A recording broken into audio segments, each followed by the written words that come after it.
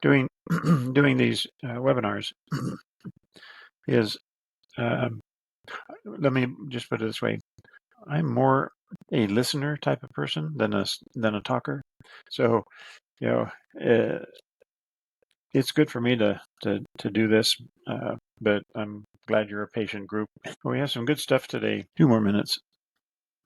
If you haven't checked in already, please let us know that you're here on chat. Looking forward to getting started in another minute and a half or so, about 2 minutes.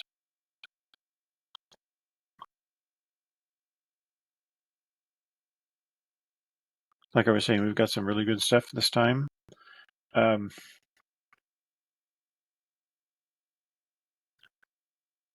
Didn't get too many reviews, so I don't know what you guys need, but I know what I still need to cover so that by the time the classes are over, you've at least gotten the important things and the basics. 1 more minute, and we'll get started.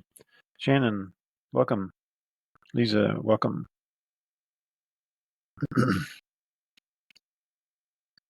Still time to ask a question if you have any. We'll get started in just about a minute. This is week 6 already. Unbelievable. 2 more weeks after this. I'll be sad that it's over. I've really enjoyed these times and visiting with each of you and helping you and working with you and teaching you.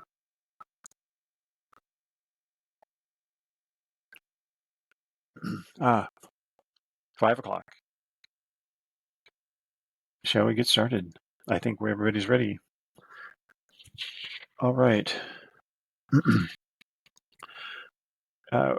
Welcome to week 6 of the Report Writers Group. I'd like to get started, and it looks like we've got almost everybody here, if not everyone. If you have just arrived, please sign in on chat and let us know that you're here. Thank you so much. Heather, welcome. Okay, so as we begin week 6, we're going to zero in on several crucial parts of report writing. Number 1 is calculated fields, and 2, using cost codes as the primary table. As I look at my notes, I don't know that I actually got to the cost codes as a primary table. It was taking quite a bit of time to work up the calculated fields. There's so much going on there. So we're going to start by using my report, job status, and gross profit report.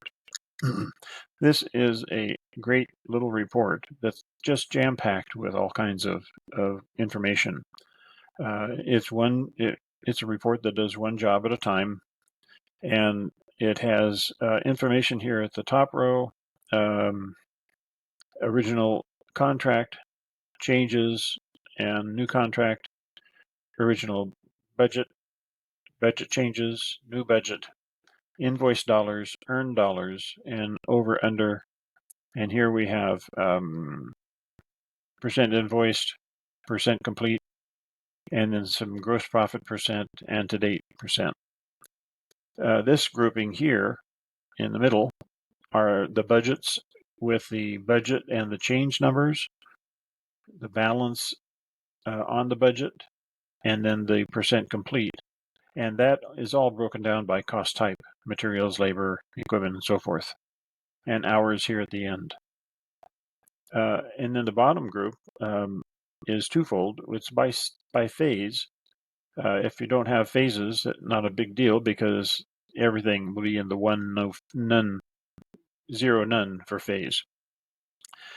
This particular one does have phases, and there is number 1, building 1, building 2, building 3, sample company, so simple. And that is also broken down by cost types, up here. So these are the cost types with the totals. That's just a rundown of the report and how it looks. So let's see what we're going to do with it. Okay, calculated fields. We're going to use this report, which we just talked about. And this is the selection criteria that is used to sort and filter your data. This tells Sage how you want and what you want it to pull. So you've got job and phase. You're familiar with all of these. You don't have to be too much aware that even if you're not into report writing, you use these things all the time, all the selection criteria all the time in order to pull the data that you want. In choosing selection criteria for a job, you need to look through all the options and choices that you have and think in terms of what might somebody want to choose as a criteria. You're not dealing with that particular topic right now in a report you're writing for them. But for instance, if it's the type of report where you could be sorting by salesman, supervisor, or estimator, I like to put all three of those in the selection criteria so that you can have that. They can have that as an option when they're running the report. But also period, date, and status, job type, job status, all the things that they would choose in order to pull data out of Sage in a report. So the selection criteria is quite important in choosing what goes there. Also, you have a maximum of 13 fields that you can put here. If you need a 14th, you're out of luck. You have to choose one to get rid of and put that other one in there. So just FYI. Okay, let's take a look here. Calculated fields. We're going to use this report. Here's a selection criteria. I'm getting repetitive here. Let's see. Okay. I've already mentioned this report has just about everything your business needs to assess the status of your jobs, this particular report, including lots of calculated fields. Now let's take a peek. Okay, going. Whoa. Okay, well, let's see. Let's go back up here. These are the calculated fields in this report. So you can see there's a lot of stuff going on. It's really not as hard as you think because, for instance, let's pick a subject. Okay. Okay, let's take a look at the budgets. If you're doing budgets, you've got cost type 1, cost type 2, cost type 3, and so forth. If you do the one for cost type 1, then to do the one for cost type 2, all you have to do is change the type number in 1 to a 2, and basically you've done a second one, and change it to 3, and you've done a third one. So you have to take the time to build one, and then these can be generated pretty quickly and easily by just changing the type number, because cost type is the key difference in each of these columns.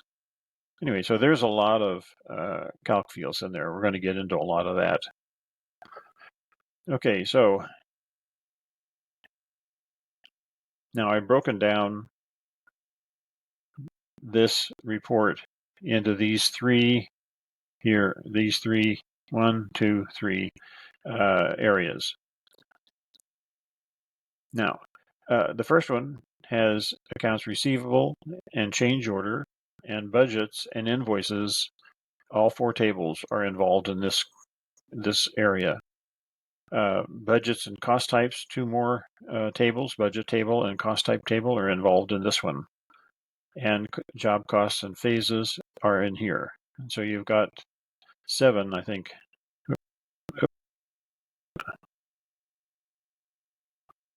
Careful there, bud.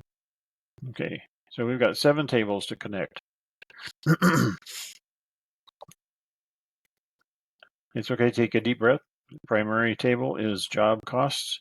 Job costs connects to a lot of tables. So here's the job cost primary table. Usually in your list, the first one in this position here is your primary table, and then these are all the ones that connect to it. And you can open these up to what in-service invoices also connects, or each of these that has a plus sign, you can click on that and they open up.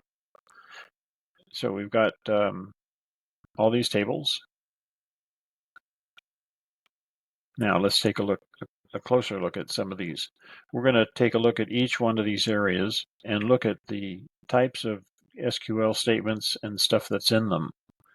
So in here, the change order field is a SQL statement. And so we're connecting the change order using the common fields. Basically, we've got original contract, change orders, and new contract. And so we're working with the contract amount and change orders amount. And so this works because AR directly connects to job cost table. Let's take a look at these. Now I've broken up these statements into the select from and where, and now I've put in here some info to help describe what this is asking for. And so basically, select prime change app amount is saying basically select the prime change order approved amount. The from is from prime change order table.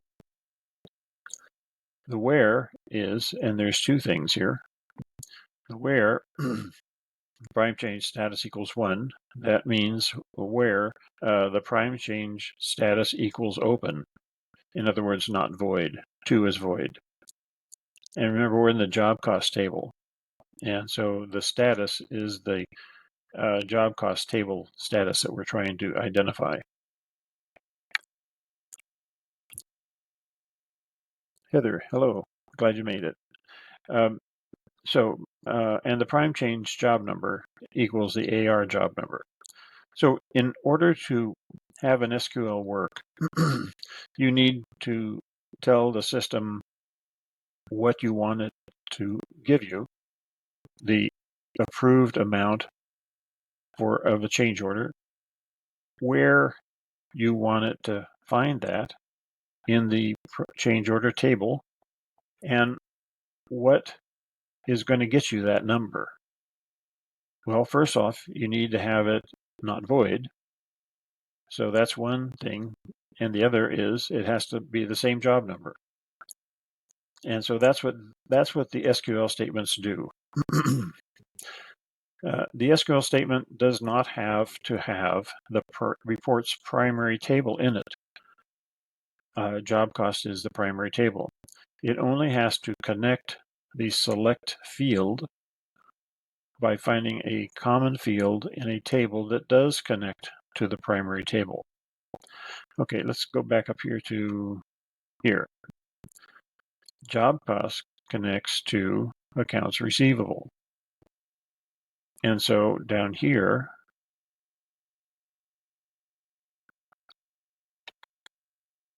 it's connecting the prime change to the accounts receivable job number. This is the key, and the curly brackets are always on the right side.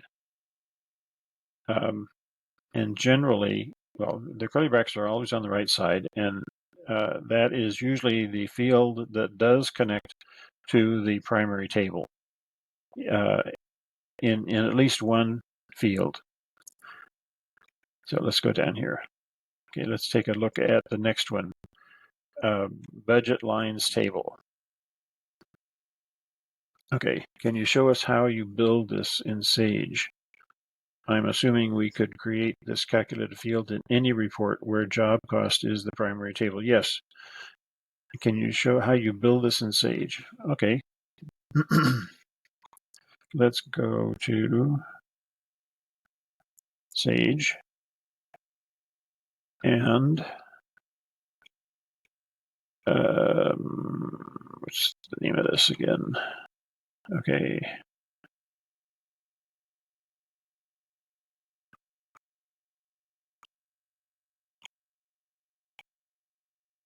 Job status and gross profit report.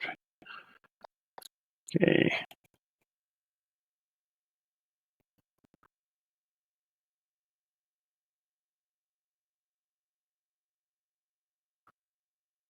It always takes a little time for it to connect with the 13.4 menu. Okay, I'm going to type in J to get this into the J's.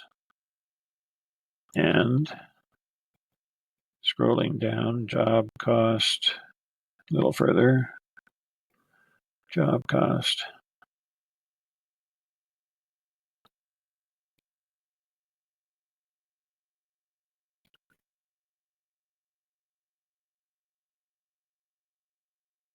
I can pick any one of these actually.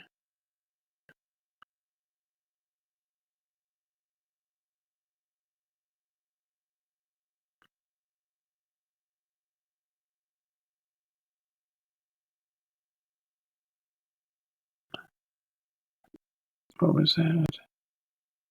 Job status. Okay, that's why I can't find it. Okay, job status. In 13.4, they're all listed alphabetically.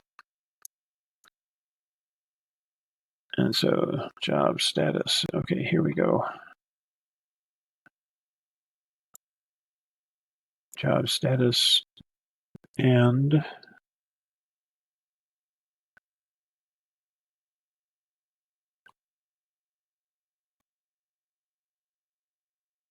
okay, I think this is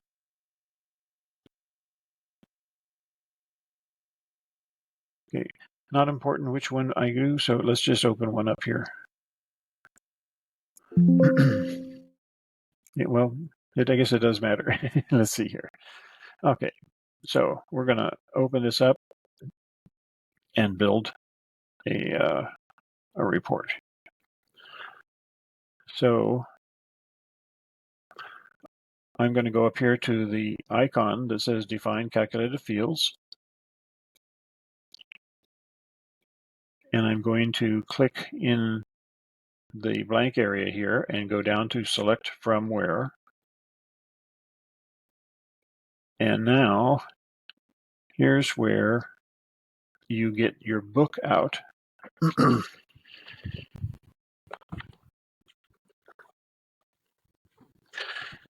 If you don't know them by heart, and I don't, so I imagine you probably don't either, you go to the book in the back area where you have pages like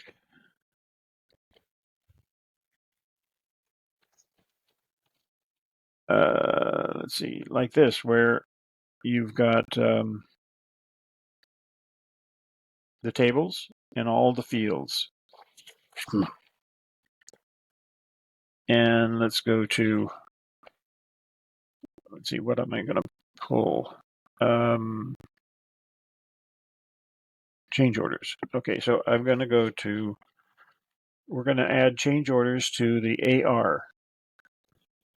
And so they're the prime change orders. And in the book, that table, that's something you'll need to learn too, or at least find the page which tells you which ones they are.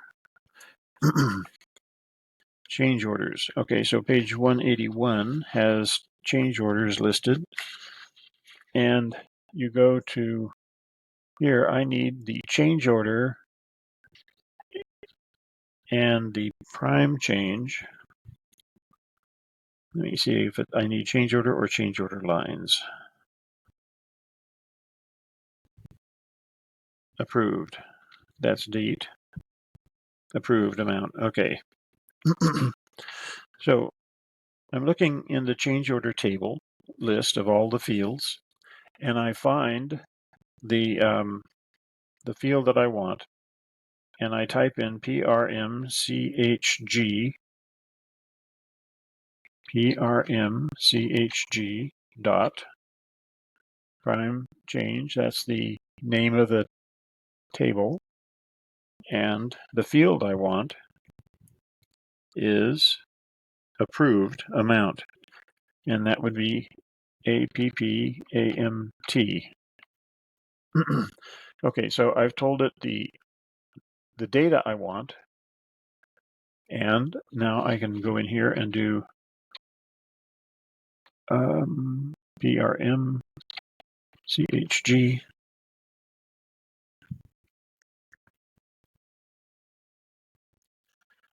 is the table,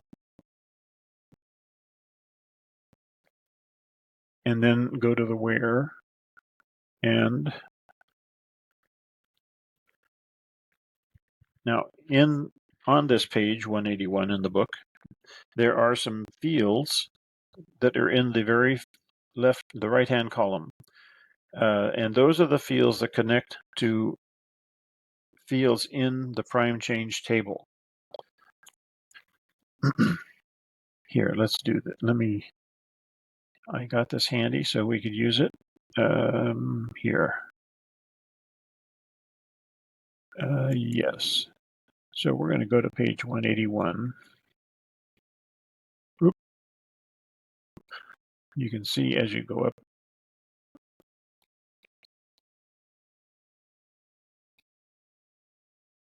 That's 182. Okay, here's where I'm looking. So these fields in various tables are the same in ACTREC as this field in prime change. Prime change job number is the same field as the rec number in ACTREC. So I'm able to use this one to connect this table so I can pull that data. And that's one thing that we'll be doing. And so let's see, that's prime change job number. Okay, so let's slide this down. So on this side, we want to do prime change job number equals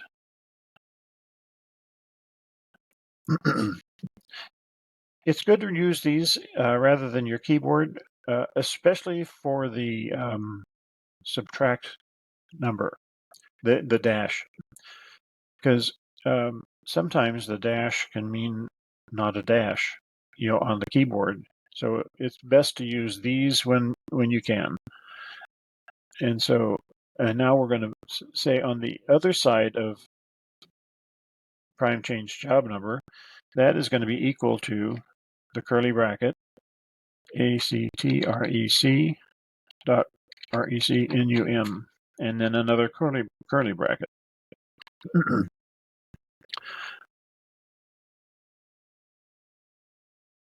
Okay, and so, and then the square bracket. So that is that field, and we'll come up here and just type. I always use Shuit on this side, not quite always, but most of the time, just to be consistent, and also it groups those that I've made in another area where I'll show you in a second. And so the caret, and then I'm going to call, this is approved change order, so I can just call it change order, APPD. 6 characters on both sides of the caret. And there's 1, 2, 3, 4. I think that's 6. Yeah. And then just fill in a description. Change order approved amount. There is a place where you're trying to decide what this field means. And so the shorter this is, the better, because sometimes if it's really long, the information you need to determine which one to choose is over here, and it doesn't show you that much. So keep these as brief as possible, but as accurate and informative as you can. Okay, now I'll save this, and it's gone. Now let's close that. Now we'll go back and look for that. Okay, now there it is. So I can call it back up and make any changes. And the other thing I wanted to show you, one reason why I do my last name in here, missing an extra T because I can only use 6 characters. If I want to save this in a spot where I can retrieve it later for other reports, and of course you have to be careful. The other reports might not be prime change, and you have some differences. But I can go over here to save this report to save global calculations. Are you sure you want to save this? And you'll say yes. Now let's say we're in another report, and we know it's in the global calculations, but where do I go? Okay, well, I'm in a different new report, and I go over here to select the global calcs, and aha, there is a whole batch of, I hate this stuff up here. Let's see. Here's all kinds of stuff that comes with the Sage. A lot of fields are in here, and you really need to be real familiar with them because you may spend time making them, but not knowing they're already made for you right here, especially in the ACTRAC group, accounts receivable group. Take your time and go through these and look at the descriptions. But I'm going to go down to the S's where the Shuit ones are. And I think it was change order. So let's see. Oh, there it is right there. Shuit, change order, approved amount. And so I can click that,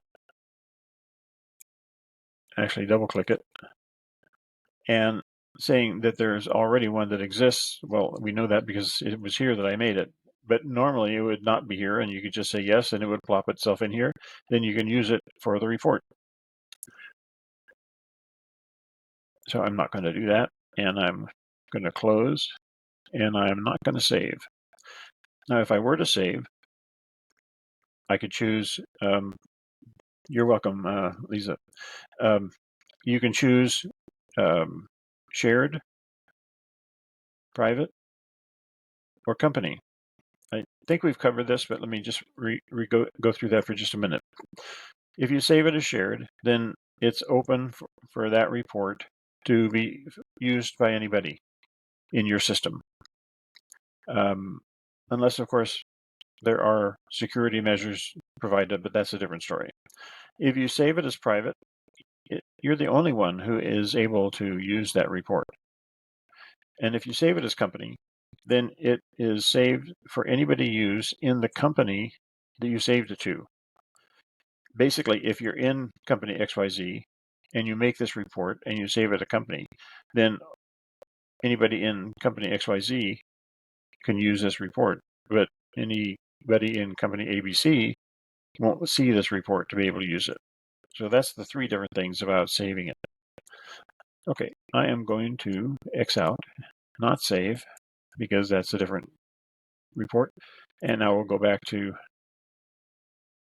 I hope that was helpful. It looks like Lisa says thanks, and I thank you for letting me know. I have not been saved. Yes, that's correct. You want to save changes? No. Okay. So we'll X out of that and minimize that. Okay, so let's go back down here.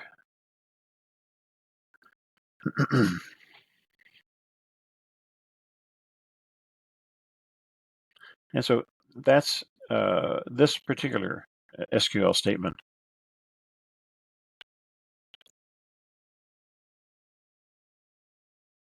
Okay. I've done the same type of thing that we just did with the other one up there on several more. So I'll go through these a little more quickly so we can get to other stuff. But I want you to be sure you understand the SQL statements because they're crucial to you going forward.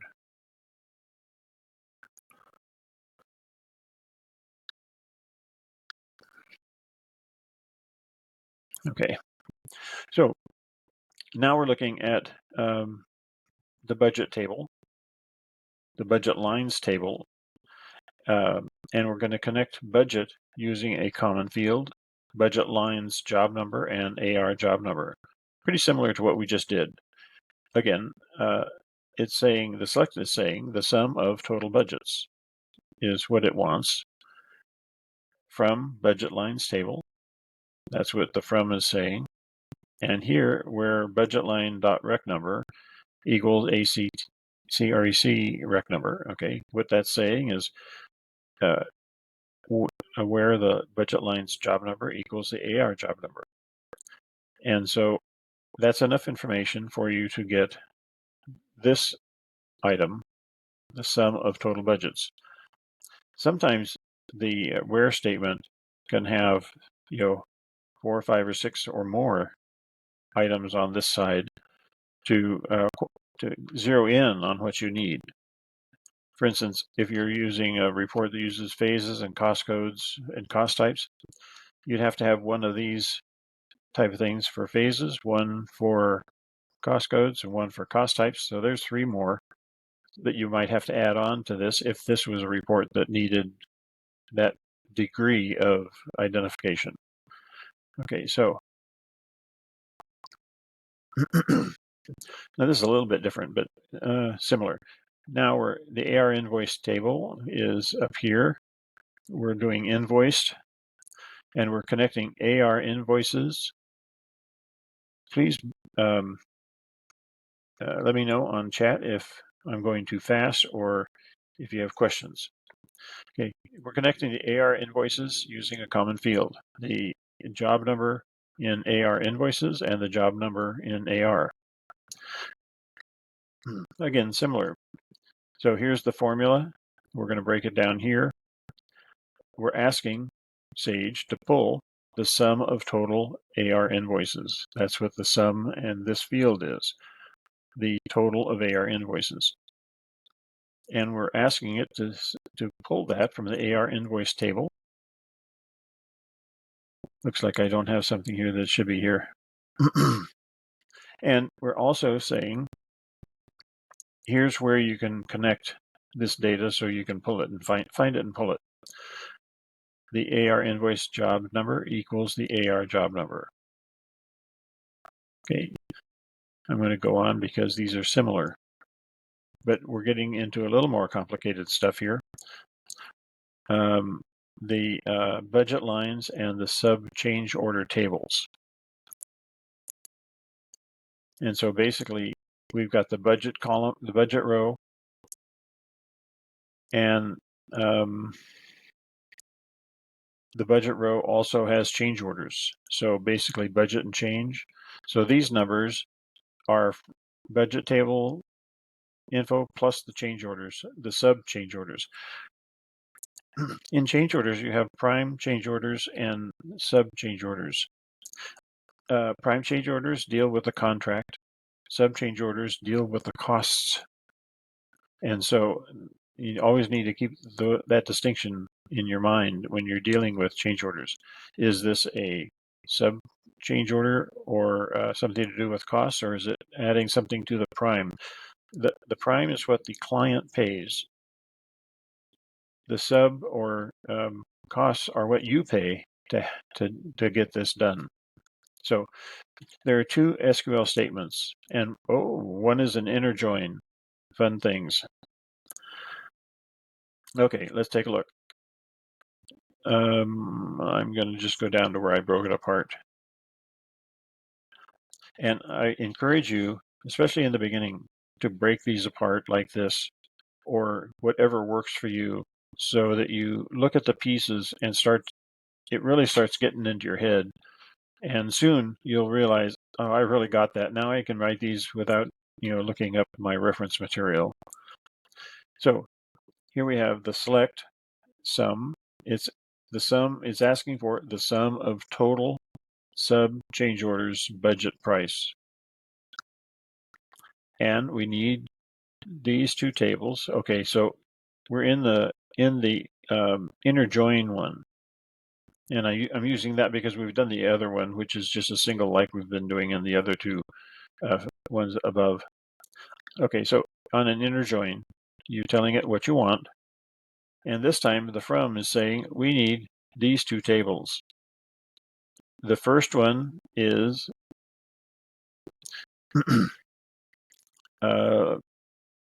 in in the select item, you're doing SB CGLN table, sub change lines. This is I'll use the word primary, but I'm not talking primary table of the report. I'm talking about the primary table in this statement. Sub change lines is the primary table in this statement. So the primary table name is always the first one listed in all of these areas. The connecting ones are always the second ones. If you're connecting two other ones, it doesn't matter so much their order, but the key is that the first one has to be the primary table of this SQL statement. And so we're saying we need these two tables, and the first one being the main one, and Sage, we need to interjoin these two tables. So we are joining the prime change order table to the sub change order lines table. And this is how it does it. And they connect using the same job number fields in each. That's what this is saying. So in the from statement, we've got, let me scroll up here. Okay, in the from statement, we're saying these two tables, there's a comma, and now we're saying where in sub change line we can find this a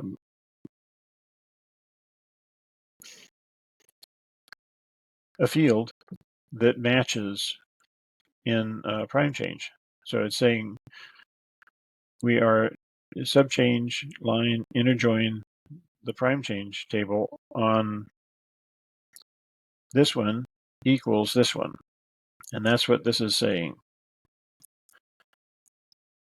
We're saying we're joining the prime change order table to the sub change order table. And this is how it does it. And they connect using the same job number fields in each. And it's saying the sub change line job number equals this. Now you see there's no curly brackets on here when you're doing the from statement, the from part. And then there's a second part. So you've told it the two tables, you said they're joining, we're joining them two, and this is how they connect. And then the where statement is, where is the prime change order job number equals the AR job number. And that's how you connect these two together. Now, remember the table in the select is the main table of this SQL and needs to be first in the rest of the statement.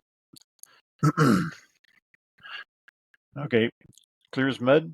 I know it takes a while to get this in your head, and it took me a long time to get it in my head. Then all of a sudden I realized, I think I can do these. The best way for you to do it is to practice it. Do it over and over again in tables and in reports. That's the best thing I can do for you, is to tell you that. Okay. We're using up a lot of time here. Let's see what, okay. I'm going to speed up a bit here and go to a couple other items. Using the caret or the accent mark as the separator. Like here, you've got job caret, and here you've got job accent mark. Okay, when using the SQL statements in your system report grid, choosing when and where to use those two to separate the field names. Okay, always start by using the caret version in your calculated fields. If your data numbers are showing up incorrectly, then try using the caret or the accent version. In many reports, the detail lines will use the caret, and the subtotal lines will use the accent. I can't give you a hard and fast rule, It's just something that, when you're not getting what you need with the caret, try the accent mark. No, here I go. I don't know any set rule to follow in every case. It seems to vary randomly. Trial and error is the only method. If you know the answer, please let me know. I'll add it to the future editions of this book. Okay, SQL statements. Okay, the order of the items after the where can be important. It doesn't always. And one day I asked somebody at Sage, and they said, "Oh, absolutely not. It doesn't make any difference at all." Well, it does, or can. So let me read this. After the where, the order of the phrases can make a difference. So if you aren't getting the correct info or are getting an error, try changing the order of the phrases. See below. And so here, this is a where statement, and this is the other version of it. So I just switched the position of these two. So this one here is first, this one is second. And sometimes that makes a difference. It's surprising because it's true. After the where, these should not make a difference which order they're in, but they do. Okay. Oh, yes. You need these. And so let's spend some time on these. The variables act as placeholders for actual numeric values. Now we're talking the variable, S, N, and D. S is for string of characters, N is for numbers, and D is for date. They allow you to build calculated fields and save them without having to enter actual figures until you generate the report. When you preview or print a report containing a variable, you assign a numerical value to each variable that you are using, and that's when you run the report.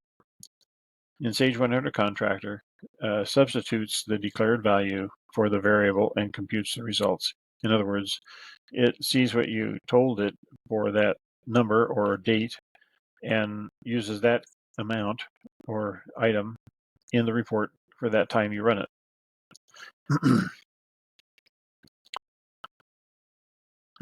Now, this is the formula for one field, material job cost, through period 6. That is the one statement. So let's dig into that a little bit. Okay, here's a report. The job cost report by job, phase, cost type with the through period.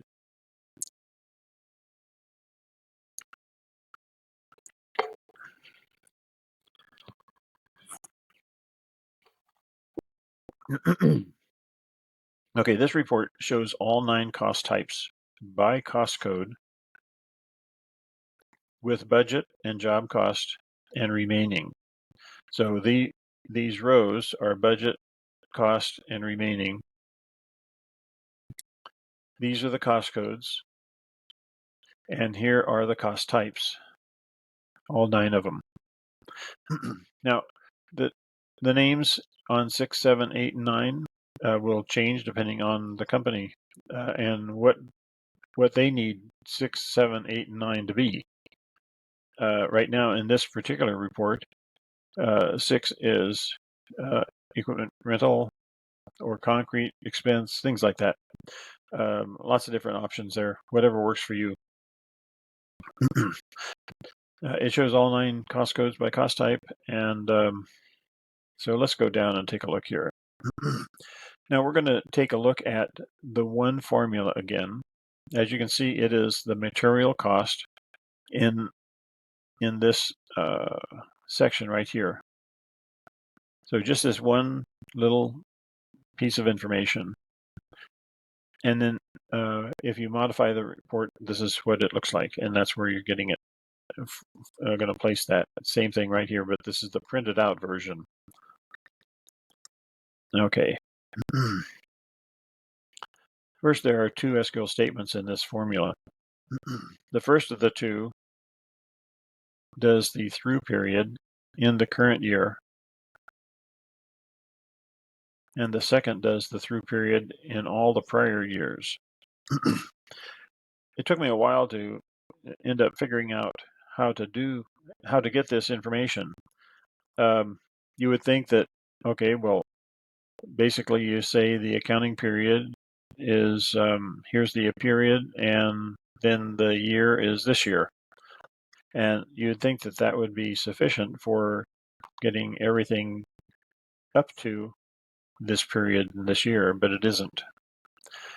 The key to these statements are the little things in between here, the equal sign or the less than or equals sign, or if it were a greater than or equal sign. These are the keys right here. The first statement, everything in this statement is identical to this one. The only difference is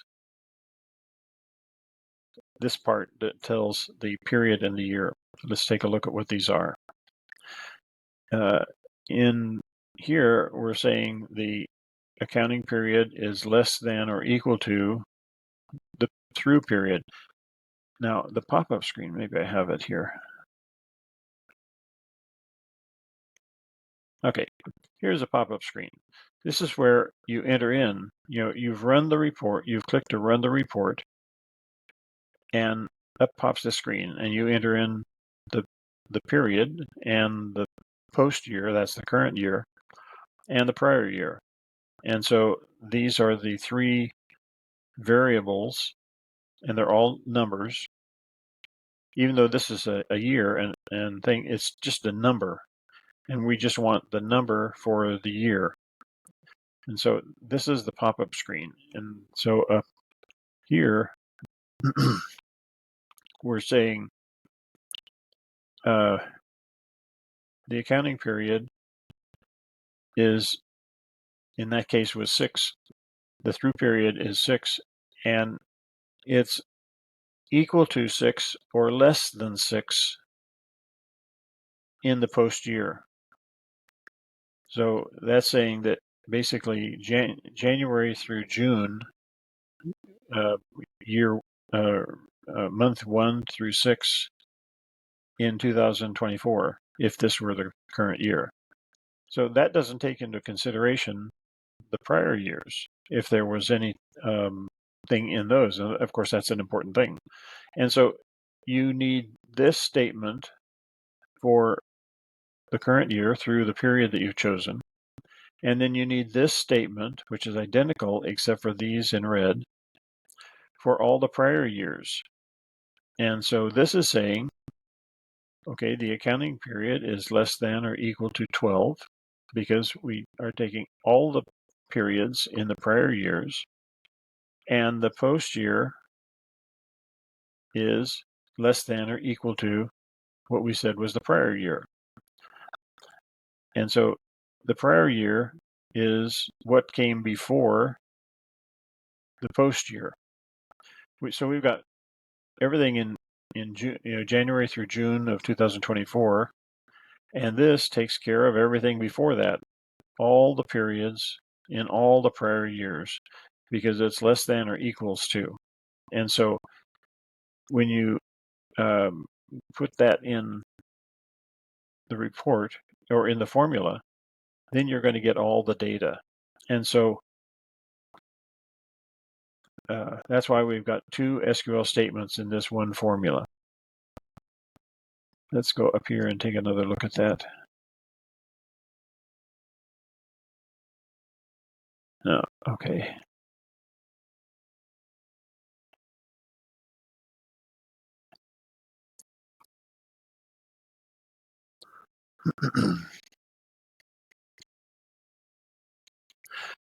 Okay, the whole row in this report has 9 cost code types plus hours. Once you've created the first cost code type, material, all you need to do is change the other cost types as the top is, and that's the type number in both SQLs. I wonder if I'm going through that here. I don't remember. So basically, here's the cost type for cost type 1 material. To do the cost type for labor, this is all identical except this piece right here in blue. Labor is number 2, so you change this one to 2 and this one to 2, and now you have your formula for labor. Change it to 3 and 3, and you've got equipment and so forth. So you don't have to recreate this 9 times. All you have to do is create it once and then change these to add the extra different types, cost types. Okay.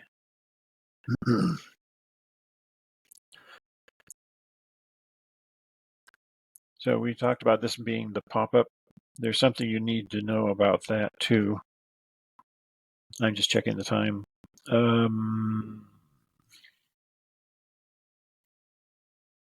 These are in the book as well, and they're something that you don't really, I mean, you already probably know or can learn. Now, we're not done with these variables. When you're going to use something like, a number, for period, let's say this is period, and then the period would be 6 when you plop it into the pop-up window. When you're doing a new report and you're going to use these, you need to make a calculated field just for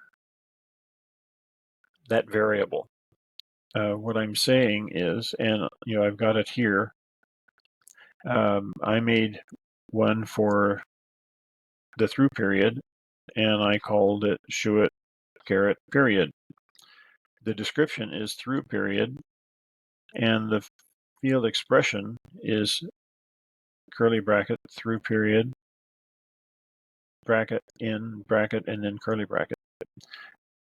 I've highlighted these two in yellow because these two have to be exactly the same.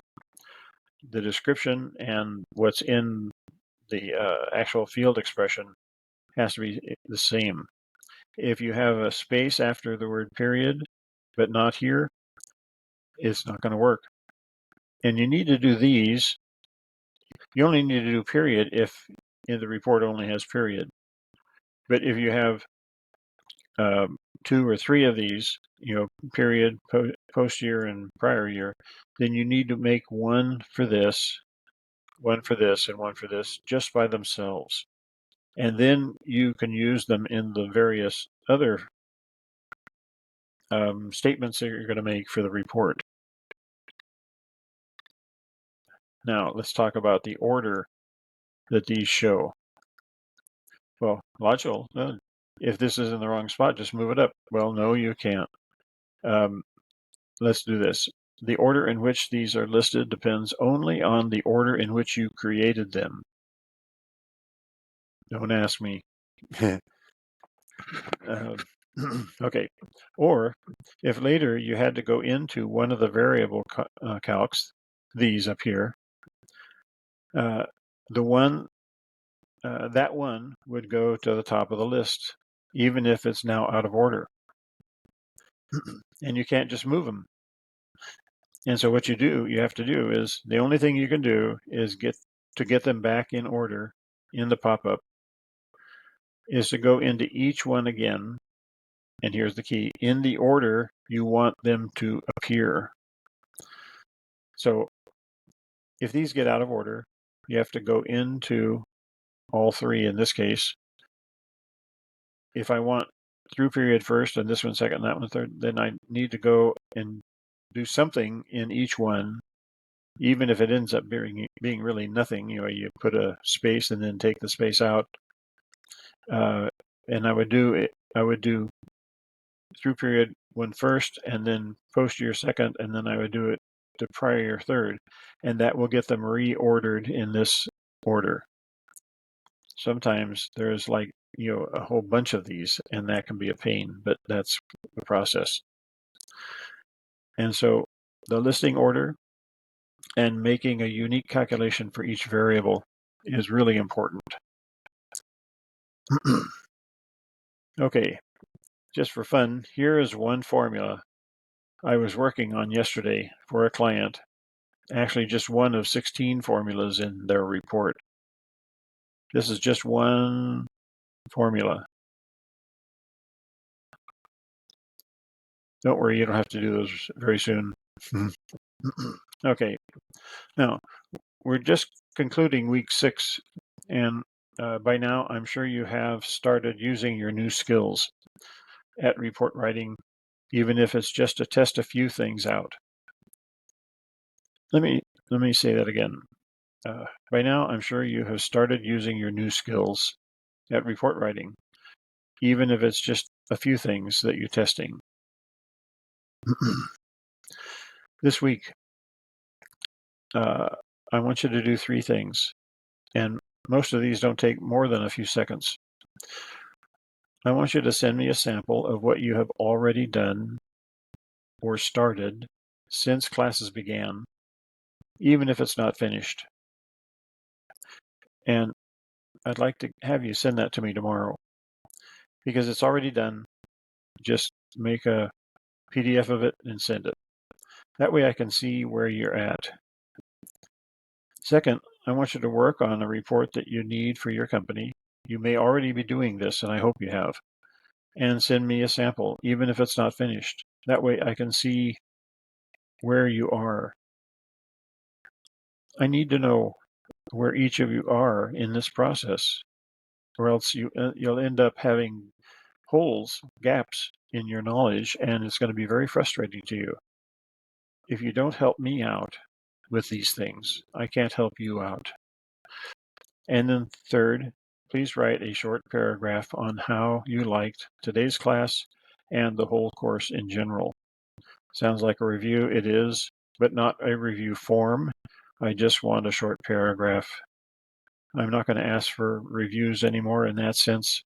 They don't seem to be being done anyway, and I'm disappointed in that, but I know you're all busy. I'm busy. So whatever it is you can send to me, I'm very appreciative of you doing that. So just a short paragraph on how you like today's class and the whole course in general. That'll tell me some things too that I need to know as to where you are. Now, let's see. There's not really too much time, but I have it lined up here, so maybe we can take a look here.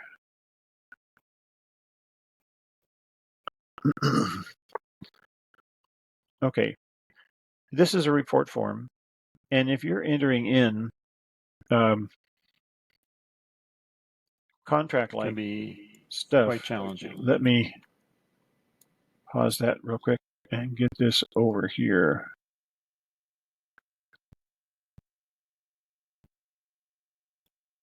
We only have a few minutes, but this will only take a minute or two to show you. This is really important too, so let's get this started. So let's just copy the title. We're going to do that up here. I'll get to getting it bolder and better looking, but let's get to the meat of this. Okay, I'm going to... Okay, pausing for a minute. The stuff on the right is a Word document from the client showing the purchase agreement the way they want it. This on the left is the Word, the report form, the blank sheet, and we're putting this into here, but watch how it has to be done. Now, I see this is already maybe a problem. I'm going to go in here, and maybe I can't. Maybe it won't copy badly. So we're going to copy and come over here and create a space, and I'm going to click paste. Okay. Now,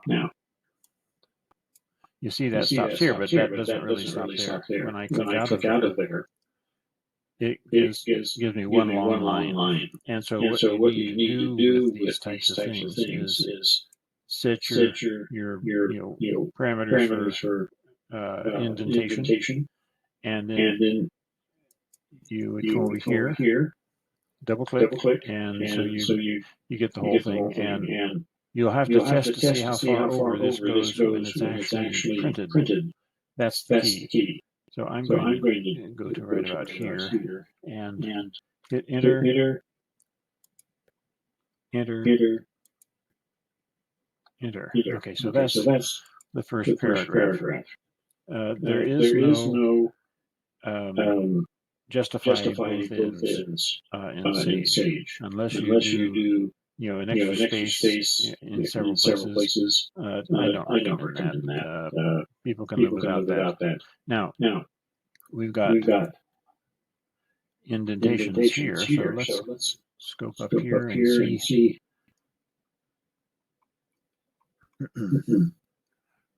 We'll have to put the numeric parts of these in separately. But let me show you why. Let me pause it for just a minute. We just have a minute left. I'm going to let this run for another 2 minutes or a minute, a little more than a minute, so you can see this, and then we'll close out. Well, there's part why. Let's go here. See if I can get that. Okay. I'm going to copy. Maybe it'll come over. And I'm going to have it indented here and paste. Okay, there's the one, and so we don't want that much of a gap. So I'm going to do that, and 1, 2 spaces, and then come over here. Well, we'll see. I may have to change that. And it won't give me an extra line if I do this, so I'm going to come over here and do that, and then delete and bring that up. So that'll be okay for one. That's one. Now let's see if I had done more. Let me go down to just to test this out while we're doing it.